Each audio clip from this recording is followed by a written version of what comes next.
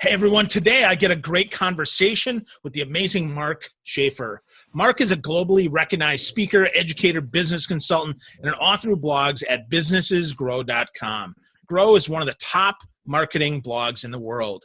And recently, Mark just published his latest book, all about being known. Of course, it's called Known. It makes it simple to find and simple to understand with 4 great steps. And I'm glad that Mark and I finally get to see each other face to face. Y'all are listening, but we're doing this via video, so I actually get to see Mark. How you doing, buddy?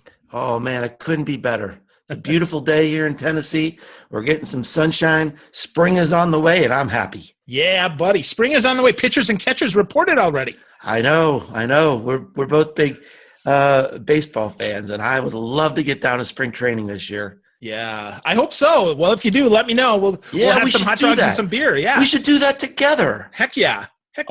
Let me know. Do that. Yeah, we should get a whole group of us together and go attack a baseball game for $10 a person. Yep, there you go. So cool. So, Mark, you you have written some remarkable books that have helped a lot of people, and I think none more than this latest book, Known. So tell me first, how did you get started with you being known? Well, first of all, thank you for that very kind comment. I mean, you've been really a pioneer in our field. So to hear that from you really means a lot to me. But, you know, I'll tell you something, Phil. A lot of my books are based on the mistakes I've made in my life. Yeah. Those are the best lessons, right? You know, my first book was the Tao of Twitter, or the Chinese pronunciation is Tao of Twitter. And the reason I wrote that is because I hated Twitter. I hated it. It was the stupidest. It took me 6 months to figure it out. Once I figured it out, I thought, this is like networking on steroids. This is pretty cool. I should write a book so that people don't have to go through my pain. And Known is kind of the same way. It's really based on a couple of personal events in my life, and the seed of the book was really planted about 10 years ago, or 9 years ago officially, when I started my own business, and I had a big job at a big company. I was very well known in my company. I had this global internet marketing team. I traveled all over the world. I had won all these awards. I had 7 patents in my company. And then when I left to start my own company, nobody knew about that stuff. Nobody cared about that stuff. They could care less how many people reported to me 2 days ago. It was gone. It was over. The veil of silence had dropped. And I had to reinvent myself. And I realized that the only thing that matters is to be known. Either you're known or you're not. And if you're known, you have a permanent, sustainable advantage. Now, let me just give you one little anecdote about that. So I started, floundering around, creating content, started creating a blog. I was teaching and consulting, so I knew I needed to immerse myself in social media. You can't teach people or help people on this stuff unless you do it. So my blog started to take off, and that led to books, and eventually I started a podcast. And then a couple of years ago, I applied for, I was bidding for what would be the biggest business contract of my life. It was a government contract with the U.S. Air Force, and so they had to go through this vetting process with me. And part of it was an interview. So we did this interview over Skype, and the purchasing director for the Air Force was sitting on the other end of this call. And I started to introduce myself and tell them what I did. And in the middle of my explanation, the purchasing director interrupted me and said, "Oh, Mr. Schaefer, we all know you. We all read your blog." And at that moment, Phil, I knew the competition was over. I had the job because I was known. They had built a relationship with me over years through my blog. And I got the job. And there was no question I was going to get the job because I had that advantage. I was known and everybody else wasn't.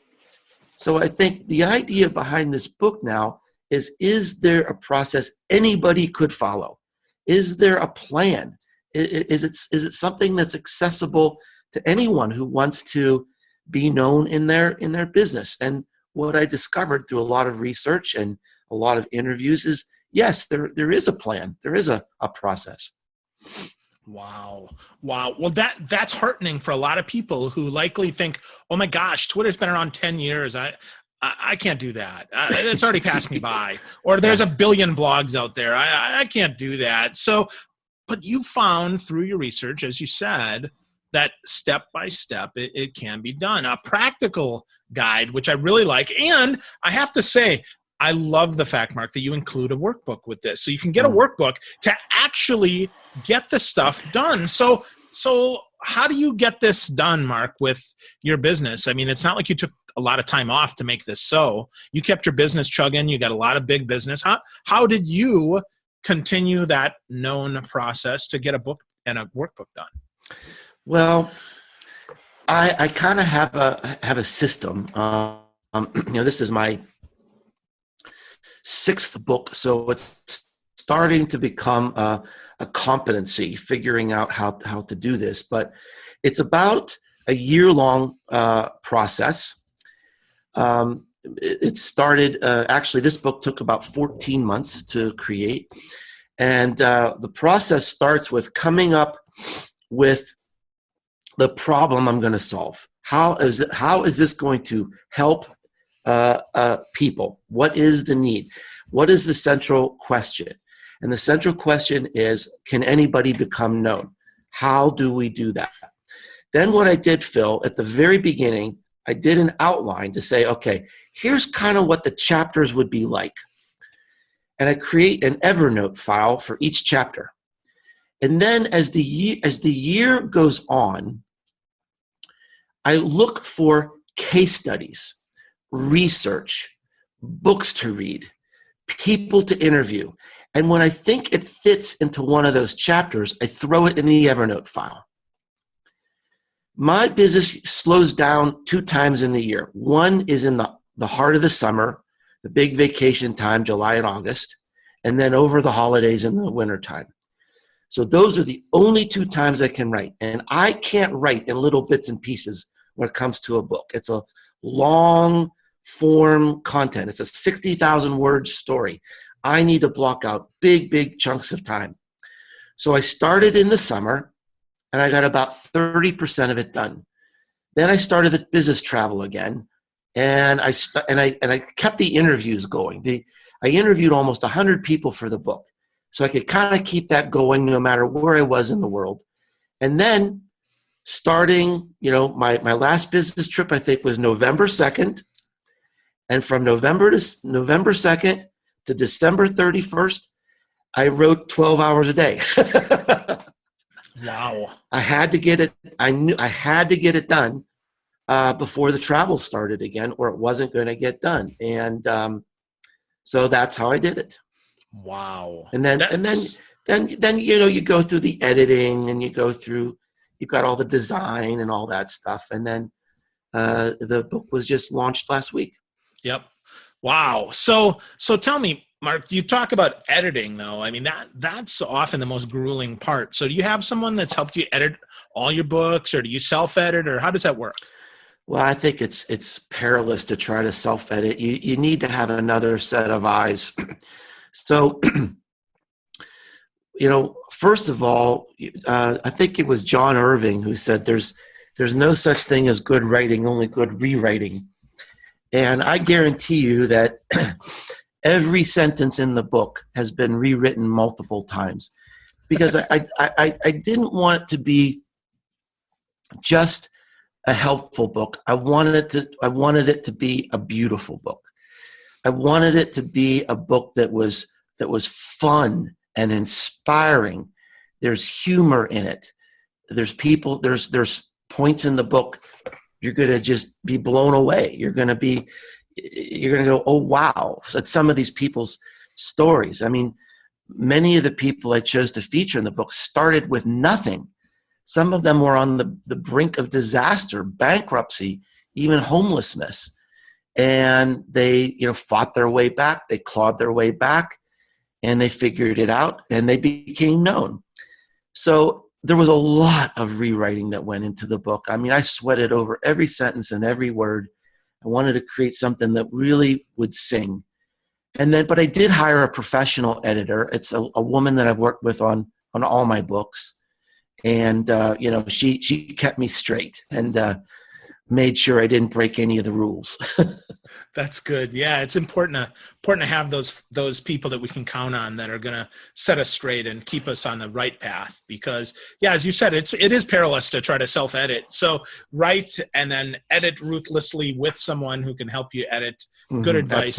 Absolutely. Good advice. So let's shift from known. Let's shift to something we were talking about kind of in the green room, and that's all about Facebook. Facebook announced this week that they're going to get back in the jobs market. And for some that's back, for some that might be, holy cow, they're in the jobs market. But we said, Facebook, boy, that could be kind of dangerous market. What do you think about Facebook as a company and specifically as it relates to jobs? Well, one of the comments you made to me before we started to record really hit kind of a hot button with me. And that's this idea of the information that they gather about us. And I mean, I think we would be shocked if we saw what Facebook really knows about us. Facebook knows more about us than any of our spouses or friends or family members. And so, then how do you apply that to something like, job seeking and matching you up with employers? And, it can get a little spooky. So let's go back and think about, why is Facebook doing this? And, I saw a chart the other day about user growth at Facebook. And this is the thing that has stalled Twitter in the eyes of Wall Street, right? They can't keep that user growth up. Snap, the parent company of Snapchat, just issued public documents for an IPO. And one of the things they disclosed was they said, we don't know if we can keep up this pace of user growth. That is a risk. The thing that has made Facebook a darling with Wall Street is, number one, their ad revenue continues to escalate, propelled mostly by mobile, but they've continued to increase their user growth. The chart I saw, though, Phil, was they showed the user growth in different regions of the world. And in North America, it's flat because it's saturated. Everybody uses it. Okay? They're starting to get saturated in Europe. And eventually, there will be no more user growth because everybody's either going to make the decision, either I use it or I don't, in every part of the world. So Facebook is a public company. They have to improve their earnings every quarter, every time, without exception. They have to make more money. So right now they can make more money because they're getting more users. But what happens when the user growth flattens out? They have to make more money. They have to every quarter because they're a public company. The only asset they have is personal information. So they will have no choice but to take greater and greater risks on how they use our personal information to monetize. And this is why I wrote, probably 4 years ago, I wrote a post called Why Facebook Will Become the World's Most Dangerous Company. And that's exactly why. Because when they became a public company, they got on this, train that never stops. And they're going to come up against a wall where they're going to have to say, all right, what do we do? Well, the only thing they can monetize is our personal information. It's the only asset they have, period. They've got to find ways to create more ads and more sales out of our personal information. And so, I mean, this whole thing now getting into the jobs thing, I think that's just the first of many, many, many things that they're going to do to find new ways to monetize you and me. Yeah, I completely agree. I mean, if you look at because Facebook does give you the ability to download all of your personal data, but it's Mm-hmm. not just in that data dump that there's value. It's in the connection between that correlated against your peers, correlated against other people like you, that Yes. makes that so darn dangerous, because just your data, who cares, right? That's not a trend, but we Yeah. get 10, 100, 1,000, a billion people now as a trend, and now we can really see, oh, so when is the best time to run that video ad at left-handed 45-year-olds, which we Mm. can't get anywhere else. So is there a way to even combat that, Mark? Well, I guess there's a business philosophy and a personal philosophy. Yeah, let's hear both. I mean, the business philosophy is submit. We're not going to beat Facebook. So go with the flow. You have to, I mean, a lot of people, there's this mantra that's been around the social web forever. Never build your house on rented land, right? Meaning, don't publish other places, publish on your website. Those days are over. If you want to ignite your content, Facebook wants it. They don't want a link. They want the content, and you got to give it to them. Stop fighting it. So figure out how to work within the system, because you're not going to change the system. Quit running your business on what worked 2 years ago, and you got to think about what works today. So from a business point of view, my philosophy is submit to Facebook. From a personal point of view, I think you got to be pretty darn careful about what you post and where you post and how you post. And, one of the things I've been encouraging people is to be more intentional about what they're doing. And especially in this really weird political climate we've been in, we see a lot of people being reactive instead of being intentional. They're politicizing their brands in ways that I think may have unintended consequences long term. And it may be permanent. And if you want to politicize your brand, that's okay. Just be intentional about it. Say, all right, this is what I stand for. This is what I'm going to say, and this is the most important thing to me. So I think we can't be lulled into some sort of false sense of security that Facebook is just this big loving democracy. It's a business, and it's going to use us. Yeah. Well, to your point, it has to use us, because that is the only asset that it has. Right. I mean, really, you and I could make a website that looked like Facebook tomorrow. It would take us a day or two. We could make something that looked like it, but we could call it Google Plus. Absolutely. You could call it whatever you want. Well, that's the crazy thing. And I think that's, people mistake the fact that, Facebook looks, basic. I can do that. Well, sure you can. You can make it look like that, but you are not going to get adoption. I mean, I see people whining on LinkedIn about the LinkedIn interface, and don't get me wrong, there's problems with LinkedIn's interface, but deal with it. Like, stop whining and start saying, okay, so here's the 7 cards that I have. How do I play these to my best advantage? Exactly. And I think this is a key point. There are only 7 cards. Right. People are, what's going to be the next Facebook, blah, blah, blah. There isn't going to be a next Facebook. I mean, I'm not going to say, never, but Facebook has the resources and the wisdom to replace itself. The next Facebook is going to be Facebook. So, they see the trend, they buy Instagram. They see the trend, they buy WhatsApp. Okay, it's Facebook. So the next Facebook is going to be Facebook. So don't worry about what's coming next. We have 7 cards, and those are the 7 cards we're played. And then and once you dominate a niche like that, it's game over.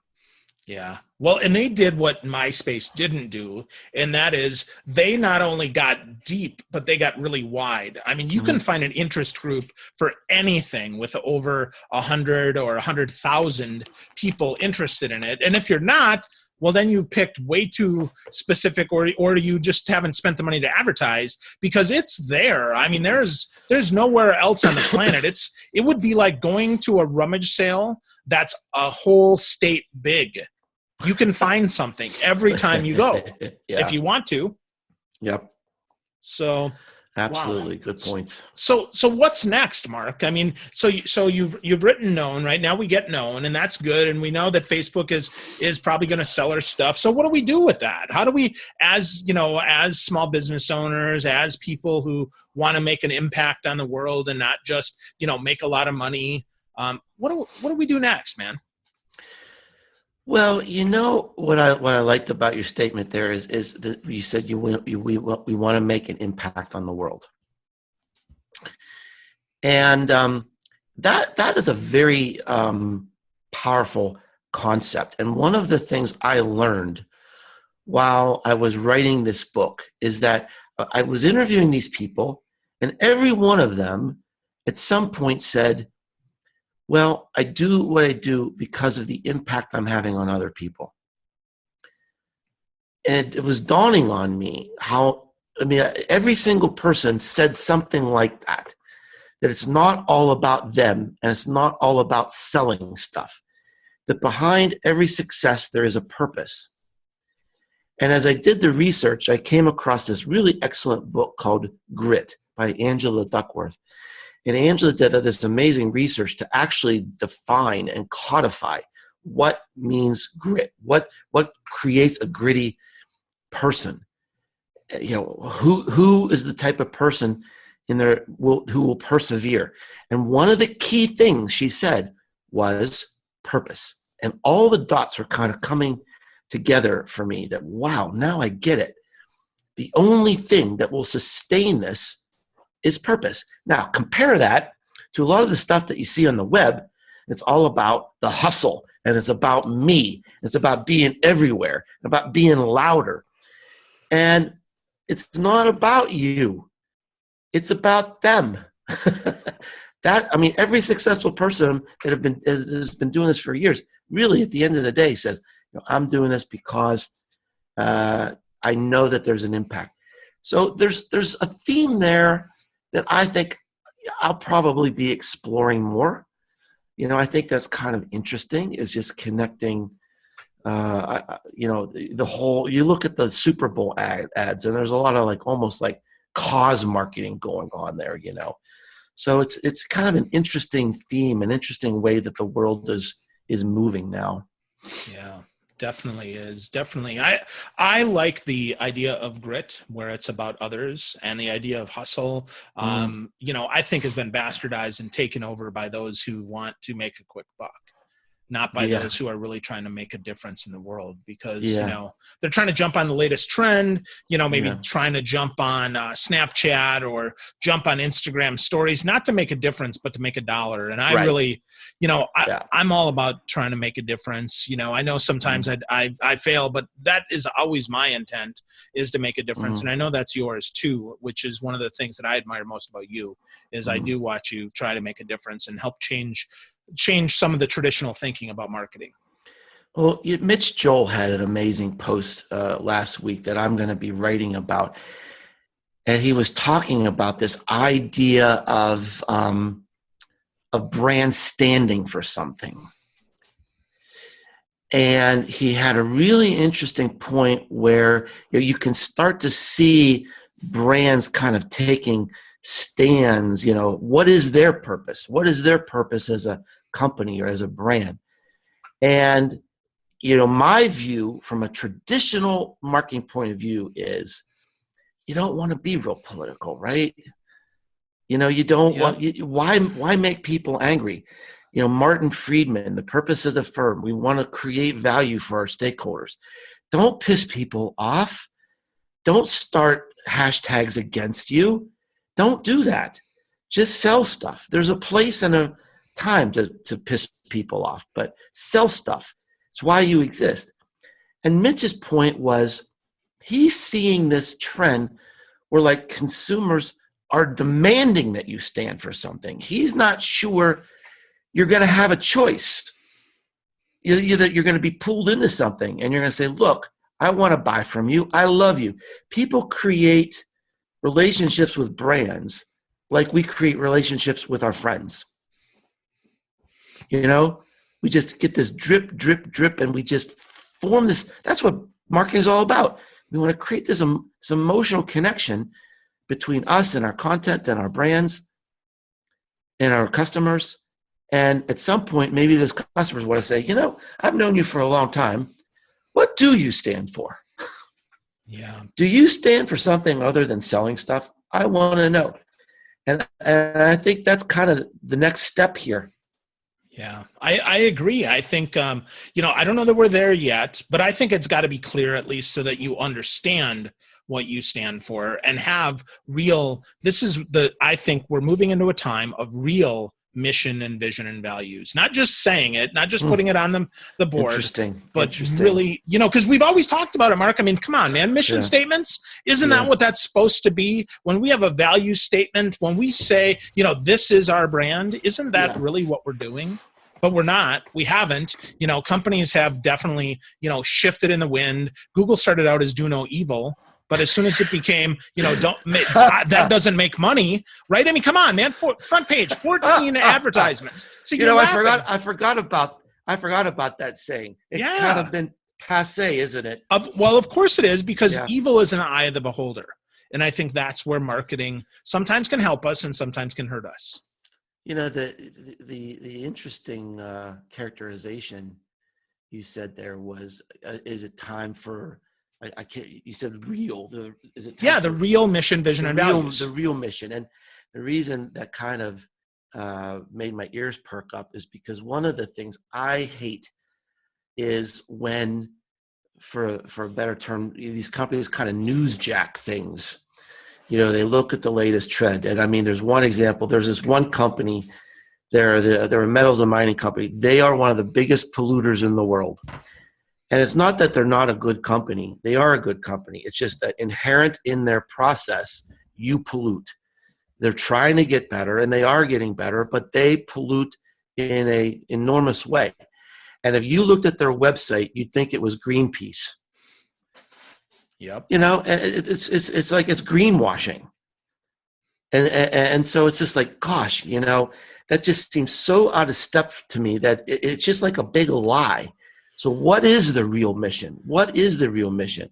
I think it's okay to tell the story that, look, we're aware of this stuff and we're getting better. But my gosh, that I hate that fakiness. I hate that newsjacking thing where something becomes trendy and then all of a sudden, that becomes what we stand for. Yeah. Yeah, I totally agree. Totally agree, Mark. So we could talk for hours here. Unfortunately, we got to wrap up here. Oh, it's a shame. I'm having so much fun. I know. Well, we're going to do this again, man. We will do this again. This has been amazing. Yeah, I'll send you a note. We'll do this again. We'll go deeper on this whole newsjacking thing because this is important stuff.